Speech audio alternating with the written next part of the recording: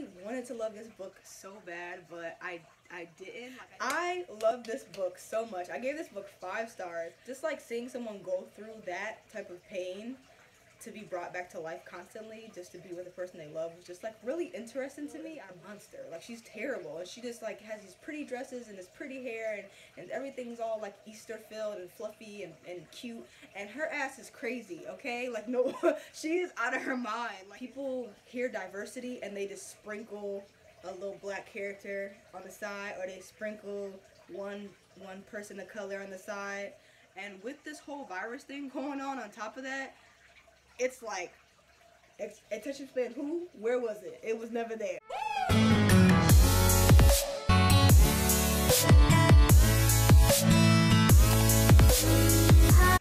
Hello. I feel like I haven't filmed in so long, and it's because my filming schedule is completely off. Your girl has been playing Animal Crossing and trying to keep up with BTS and life and the gym and adjusting to this whole virus epidemic. So it's been a little chaotic. Things are still chaotic, but in a good way, so it's fine. But I figured I would give you my March wrap-up, you know? Speaking of chaos, of course I'm giving you the March wrap-up 2 months later. If you are new here, welcome to my channel. My name is Capri Nicole. Make sure you hit that like button, that share button, and that subscribing button. And make sure, if you don't know what to comment at the end of my videos, if you make it there, even if you don't, if you get halfway there, if you get 2 minutes there, I appreciate the engagement, okay? Make sure you leave those pink hearts in the comment section below. Or the black heart, you know what I'm saying? Because those are my favorites. But we're going to talk about the books that I read in March. We're not going to talk about all of them because the last 3 or so that I read are for a different video, which hopefully will be up before the damn year ends. Hopefully. We can only hope. For the month of March, I read 7 books, and I'm going to talk about them starting now. So the first book that I read for the month of March was Tumbling Down by Seanan Mcguire, and I gave this book 4 stars. Nobody is surprised. Nobody should be surprised. And this book is a booktube baby. Everybody loves this series. If you haven't heard about the Wayward Children series, it follows these kids that they get the opportunity to go to an alternate world, and then they later come back to reality, which they don't like. They're usually coping with the fact that they're no longer in their alternate world because they felt like it was home, and there is a school full of all these kids that went to alternate universes. And so this is way into the series. I think you should read it in order because it makes it more fun the more you know about the characters. This book specifically follows one of my favorite characters, and her name is Jack. She is one of the 2 twins in Jack and Jill, and she's my favorite character. She's not trying to get justice after her sister got tied up in a whole bunch of mess after they left Moors and they went to the schoolhouse for wayward children, and now she's just trying to piece together ways to make things right because her sister Jill is a menace to society, okay? She just don't know how to act. She's always doing the most, okay? Doing the most. So Jack and a few of the other wayward children are going back into her world, which is called Moors, and Moors is a really dark and like twisted, grimy type of world setting. Like, all of the alternate universes aren't just like bubbly, colorful, candy filled. They're all very different from each other, and their world is called Moors, and it has like a power dynamic that is balanced between monsters, and one of the monsters is the mad scientist and the other one is a vampire.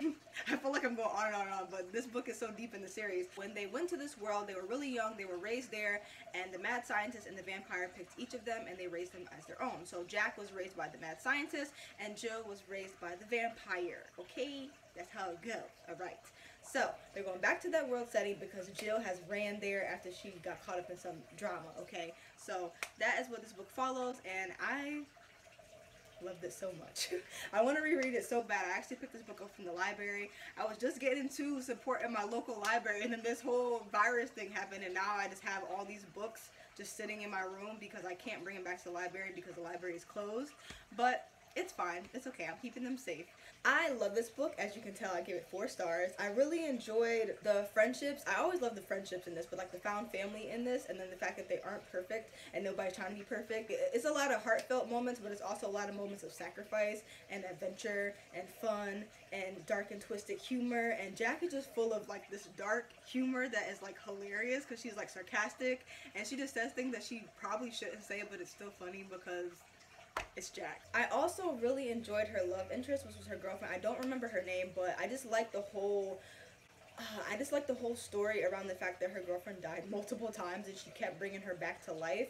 Just like seeing someone go through that type of pain to be brought back to life constantly, just to be with the person they love, was just like really interesting to me. I really loved that. I also enjoyed knowing more about Jack because we got a little taste in Down Among the Sticks and Bones, and we got a little taste in The Wayward Children, which was the first book, but this book really dives into like her mental, just like her whole brain. Like it just feels like you're just like in her brain the entire time. I just loved getting to dissect this character because like I said, she's one of my favorite characters in the Wayward Children series. I also like the display of OCD in this book. It wasn't really shown too much, but it was shown like from the point of view of the person with OCD, if that makes sense. Like you just got to see how it chipped away at her little by little in ways that you wouldn't really notice if you were an outsider, but hearing it from her, you notice like the little things that she does that specifically focuses on OCD. I really enjoyed the way that was like, it was just so well done. Like just her writing style is just like phenomenal.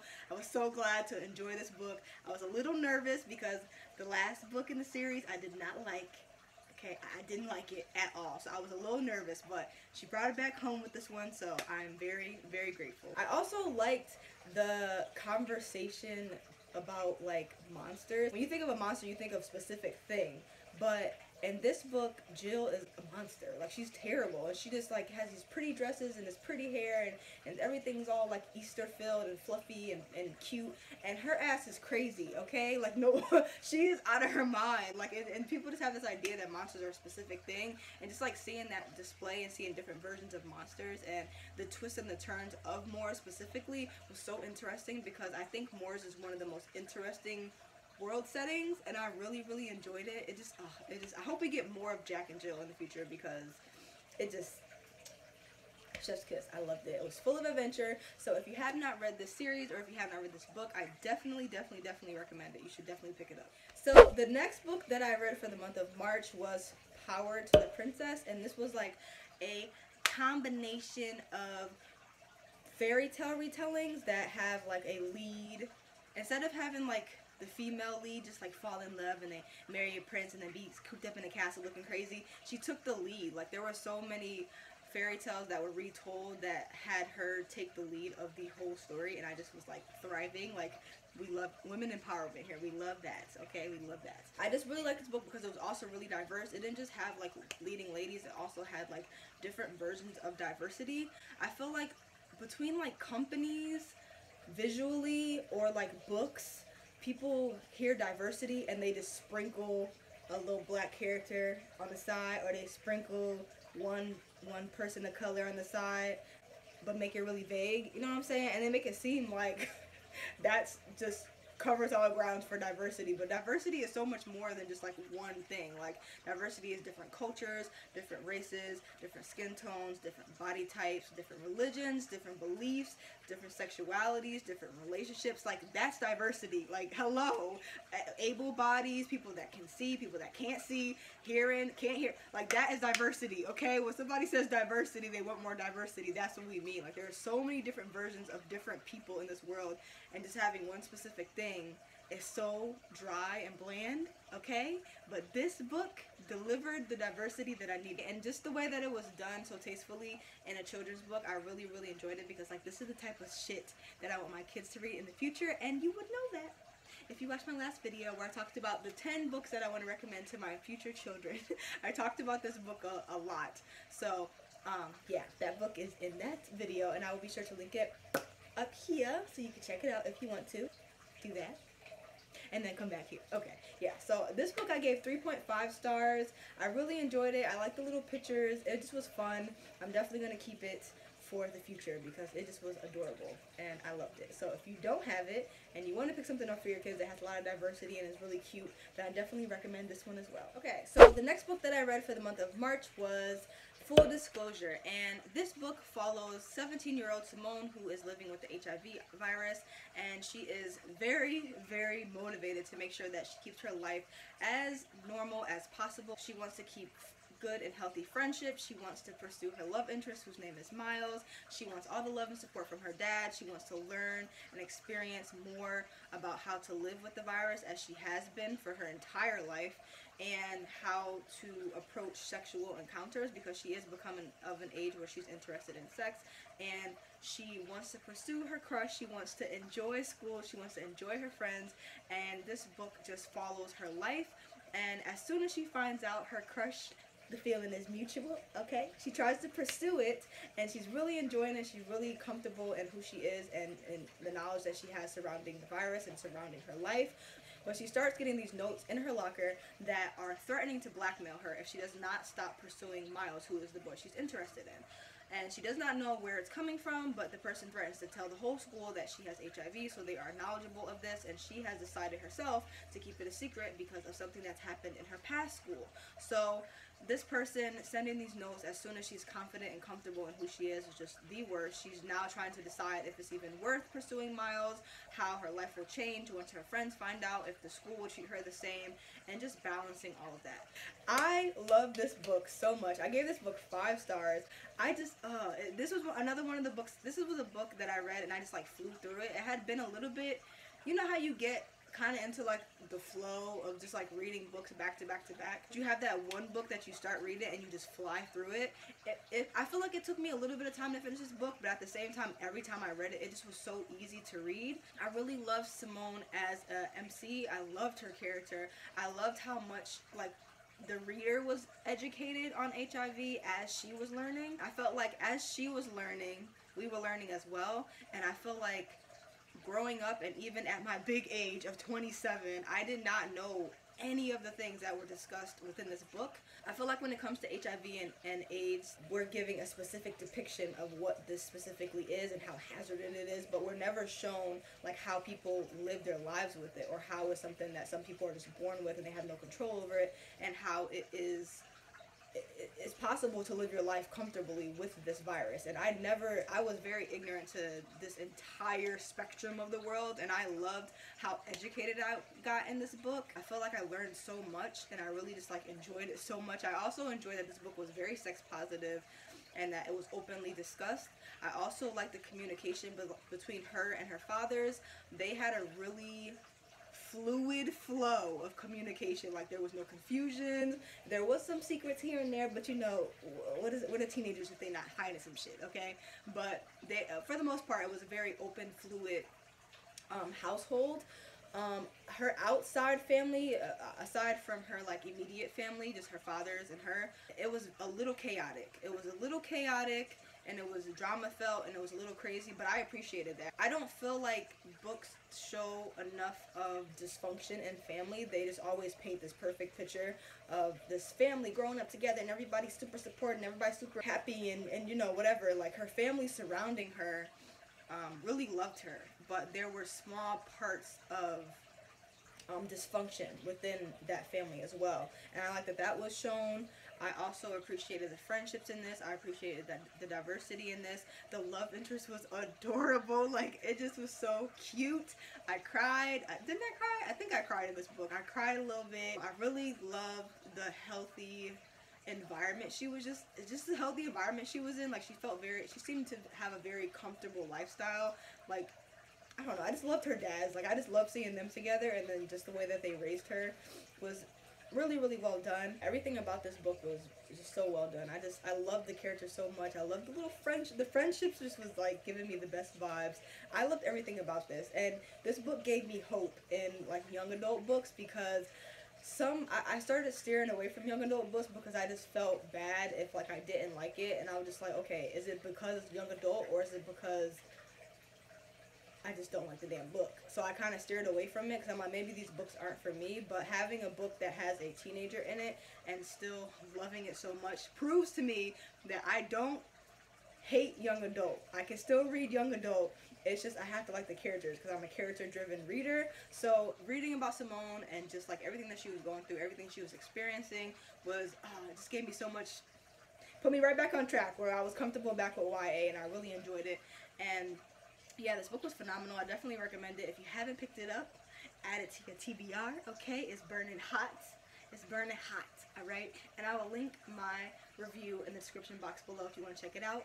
Follow your girl on Goodreads while you're down there. Thank you. And the next book that I read for the month of March was Riot Baby, and this book, I'm actually going to read my summary I put on Goodreads because I feel like I summarized it pretty well instead of me having to like say it on spot. I'd rather just do like a voiceover, so I just put the voiceover right here for you to check it out. Okay. Set in New York, Elle and Kev know two things. One, they'll do anything to be there for each other, even when it feels like the entire world is out for anything but their well-being. And two, Elle has a thing. Something without a name or any limits. Power that predicts others' lives. She sees the pain people will experience in their lives and feels it whether she wants to or not. She can control things or destroy them.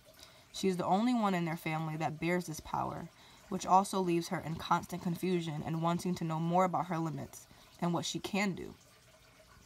But as time goes on, she quickly sees that she cannot explore this power without hurting those around her, so she does the only thing she sees fit. She runs. Not harming those she loves and learning about what she can do, becoming more and more invincible sounds like a perfect plan, until years down the line, her brother is mixed in with the wrong group of people and ends up incarcerated. Now Elle sees a whole new type of pain. Seeing her brother locked in a cage, dealing with the ins and outs of prison, is the last thing she wants. What she wants is to tear this hateful world to the ground. And the more she visits him, the more she considers doing just that. Because seeing him in pain, feeling that pain as her own, is unbearable. This book, I wanted to love this book so bad, but I didn't. Like, I didn't hate it, but I didn't love it. I was expecting to, like, stand this book. I thought I was going to absolutely love it. I gave this book 3 stars, so it wasn't, like, a terrible experience. But for the most part, I felt like there was a lot of, like, symbolism, historical events, folktales, like, things like that peppered throughout the book that I was not familiar with. So I couldn't appreciate the story within the story, like, the small little things.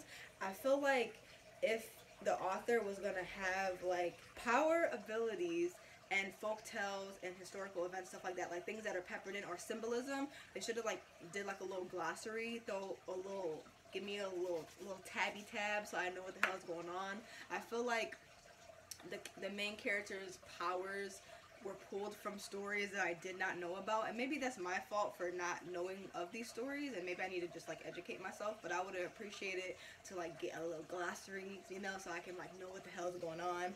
I felt like the book was also the way I think it was the writing as well, like the way that it was written, and it felt like jumpy almost. Like it felt like as soon as I was getting into the book, it would jump like 5 years, or it would jump to another setting, or something would happen. It would change like point of views. Like it just felt really all over the place, especially the ending. The ending also felt really random. I felt like, I don't know, I just didn't get a chance to connect with that. As soon as I felt like grounded in like the flow of the book, something would like throw me off guard, or shift or change or whatever, and it affected my reading experience. Okay, sad to say it. I'm very sad to say it, but for the most part, I felt emotions towards this book. I felt the love between the brother and the sister, Kev and Elle. I felt the love between them. I also felt the anger and the hate and the sadness behind Elle and behind Kev as well, and just like the display of being incarcerated in America. I thought that was pretty well done, but I don't know, I just didn't love it. It wasn't a bad book, and I feel like maybe if I reread it, or someone better explained it, or I watched someone else's review of it, maybe I would pick up on things that I didn't understand. But for the most part, it just was okay for me. I appreciate it for what it was. And yeah, that's pretty much all I have to say about that. So definitely pick it up, check it out if you would like to. I've seen a lot of reviews go up about this book and everybody loved it, so maybe I'm just like the one that's like the in-betweener. So if you want to pick up this book, I definitely think you should support it, obviously. Okay, so the last 3 books I read for the month of March, I am not going to give a summary of, and I'm not going to give a star rating of, because they're for a different damn video that I'm working on, and I've been working on for like months. But your girl has been struggling with concentration. Like, my attention span is already like non-existent, so me being a reader, I have to read in increments, or like, you know, like I can't just like, I'm not someone that can sit down and read for like hours. It is so hard for me to do that because I get distracted so easily thinking about 15 other different things.